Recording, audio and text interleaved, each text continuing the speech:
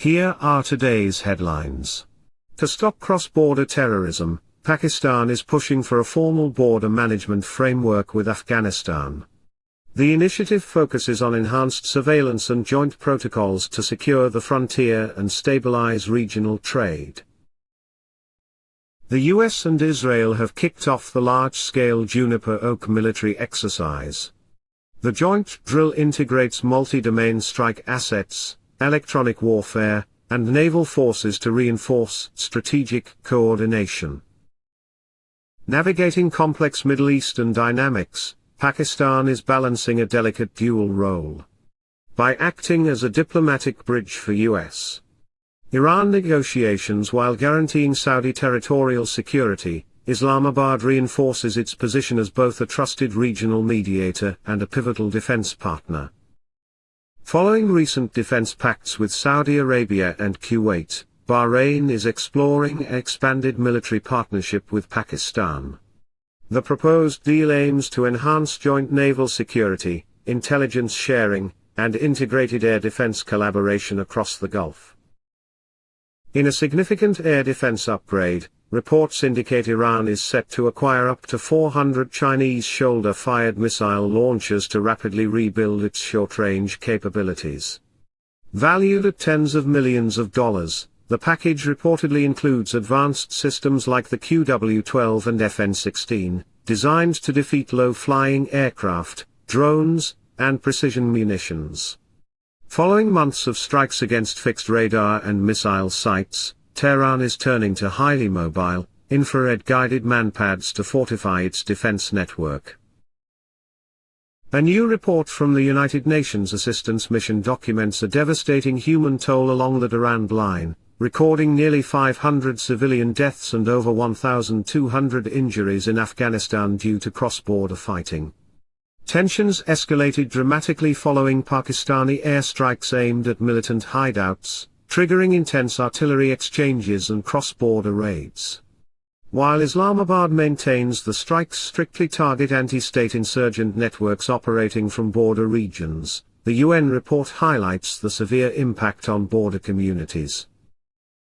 A senior military delegation from Qatar visited Global Industrial and Defense Solutions in Rawalpindi to evaluate advanced Pakistani aerospace and defense technologies. The delegation conducted detailed technical reviews of indigenous unmanned aerial combat vehicles, long-range guided rockets, and air-launched standoff weapons systems.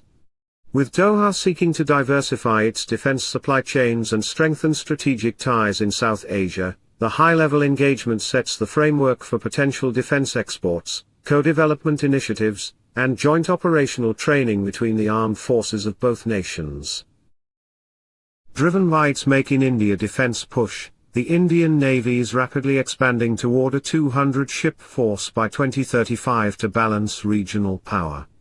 Recent inductions, including stealth frigates and shallow-water anti-submarine warfare craft, highlight a strategy focused on both high seas dominance and littoral security. By deploying advanced sonar suites, precision anti-ship missiles, and multi-role air assets, New Delhi seeks to neutralize Pakistan's undersea capabilities and deter Chinese naval deployments across the broader Indian Ocean region. Amid economic strains and border friction, discussions surrounding cross-border funding and regional security commitments have taken center stage along the Durand line. Reports indicate that addressing border management, insurgent containment, and troop payrolls requires significant capital, with figures nearing $400 million floating across diplomatic channels. While Islamabad insists that formal financial assistance remains strictly tied to verifiable security guarantees against cross-border terrorism, Kabul continues pushing for economic stabilization. Navigating these financial demands will dictate whether border security efforts stall or evolve into a functional regional framework. Firmly countering Western media narratives, Pakistan has dismissed a Deutsche Welle documentary focusing on its strategic nuclear program. Rebuffing allegations made in the report, officials highlighted that Pakistan's nuclear capability functions strictly as a credible minimum deterrent to preserve regional stability. Islamabad criticized the broadcast for ignoring the broader South Asian security context and applying biased standards to its sovereign defense posture. The rejection underscores Pakistan's firm resolve to protect its strategic narrative against one-sided reporting while maintaining secure, multi-layered command and control systems. Taking over the SCO chairmanship in September 2026, Pakistan is positioned to lead high-level multilateral initiatives across security, trade, and regional stability. Building on its leadership of the SCO regional anti-terrorist structure, Islamabad will prioritize joint frameworks to combat the three evils: terrorism, separatism, and extremism. By coordinating border security protocols and fostering dialogue among major powers including China and Russia, Pakistan's leadership of the Council of Heads of State highlights growing international confidence in its role as a regional stabilizer.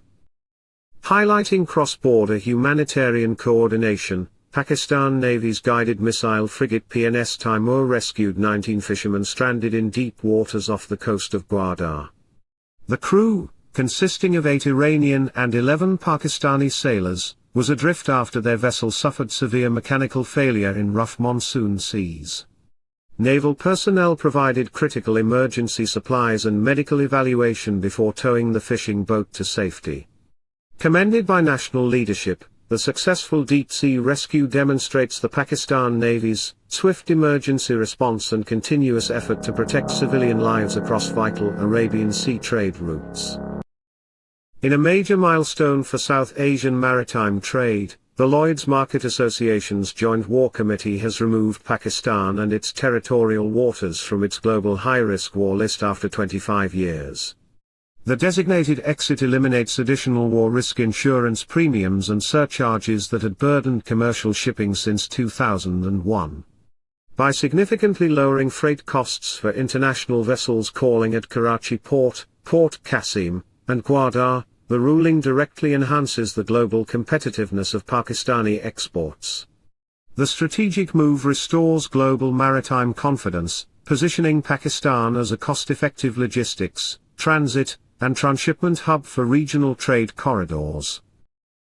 To counter expanding Chinese naval posture and Russian submarine deployments, the Pentagon has launched a $76.6 billion surge to construct 14 nuclear submarines.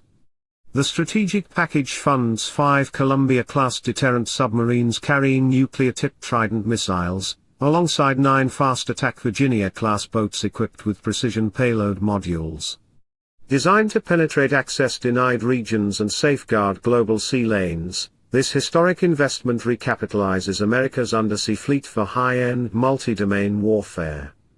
The massive multi-year commitment ensures the U.S. Navy retains absolute undersea superiority against advancing peer adversaries well into the coming decades.